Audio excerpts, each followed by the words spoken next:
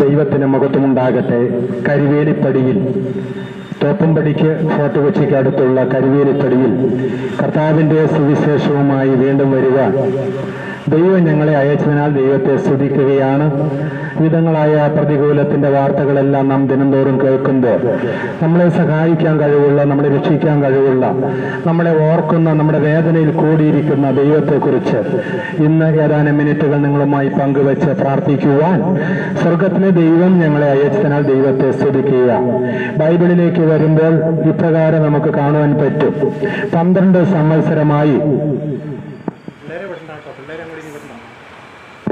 സംവത്സരമായി രക്തസ്രവമുള്ളവളും ഏറിയ വൈദ്യന്മാരാൽ ഏറിയൊന്ന് സഹിച്ച് തന്റെ മുതൽ മുഴുവൻ കൊടുത്തിട്ടും അല്പം പോലും സൗഖ്യം വരാതിരുന്ന ഒരു സ്ത്രീ അവിടെ ഉണ്ടായിരുന്നു. അവൾ യേശുവിനെ കുറിച്ച് കേട്ടു. യേശുവിനെ കുറിച്ച് കേട്ടപ്പോൾ അവൾ യേശുവിന്റെ അടുക്കൽ പോകുവാൻ തീരുമാനമെടുത്തു. വചനം പറയുന്നത് അവളുടെ ശരീരം മുഴുവനും വളരെ നിർജീവമായിരുന്നു. അനവധി മരുന്നുകൾ അവൾ കഴിച്ചു. അവൾക്ക് സൗഖ്യമില്ലായിരുന്നു. അവളുടെ പണം മുഴുവനും വൈദ്യന്മാർക്ക് കൊടുത്തിട്ടും അല്പം പോലും സ്വസ്ഥത ഇല്ലാതെ, സ്വസ്ഥത നഷ്ടപ്പെട്ട ഒരു സ്ത്രീയായിരുന്നു അവൾ.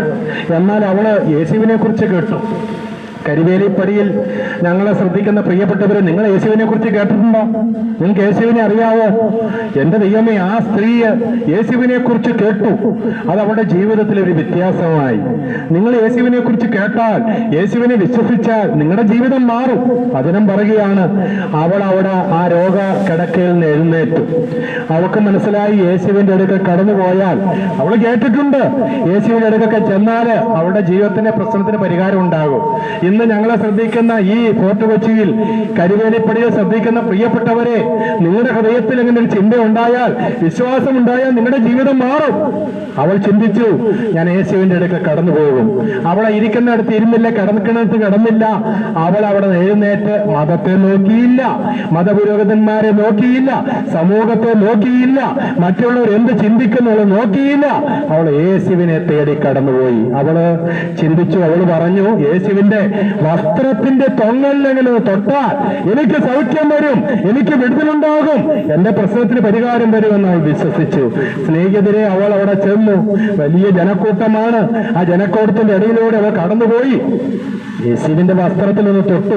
വചനം പറയുകയാണ്, ക്ഷണത്തിൽ യേശു തിരിഞ്ഞു നോക്കി. യേശു പറയുക, എന്നെ ആരോ തൊട്ടു, എന്നെ ആരോ തൊട്ടു, എങ്കിൽ നിന്ന് ശക്തി പുറപ്പെട്ടിരിക്കുന്നു.